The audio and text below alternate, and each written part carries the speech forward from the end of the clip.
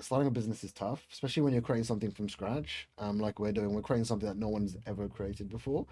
And so you've got to like, for example, you'll talk to, like, you'll have conversations and then you'll be ignored, and you're trying to create something out of nothing. So a lot of networking is really, really important, and then be able to just be able to hustle and grind. And I remember like some key kind of conversations we had where twice we'd say we've been told no, we can't, we won't work with you, etc. But you keep persevering and you try to like knock down doors. And so I think Mm. being able to do that, I think it's super important. I think being able to like sell, and bring people with you is really important as a skill set as a founder. Whether you're selling to clients or you're trying to negotiate partnerships or you're trying to build a team, a lot of the times you're trying to find really good people, and they've got to believe in you, that you have the energy and the drive and the know-how to be able to essentially disrupt. Ultimately, the mortgage industry is a £1 trillion industry, Yeah. and so, I've convinced really talented people to leave amazing jobs to work for me. And again, when you're obviously raising capital, on the investor side,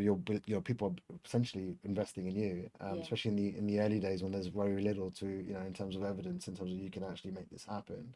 And so having that kind of that personality, when people look in your eye and go, this I think Jonas can do it, is so so crucial. And then I think the other third probably trait is being kind of hyper efficient, Yeah. because you only have so many hours in the day, and if you're a busy fool, that can kind of really hurt you. You kind of need to be ruthless around how you spend your time, how you spend your energy. And I see sometimes founders trying to do too many things, Mm. and sometimes they network too much, Yeah. and they're not meeting the right people. Yeah. And if you're not meeting the right people, sometimes then It's you're just you're wasting wasting you're time. wasting time and energy. Yeah. And with kind of startup life, you need to be you have very little in terms of capital resources Yeah. compared to like the bigger firms that you're trying to essentially compete against.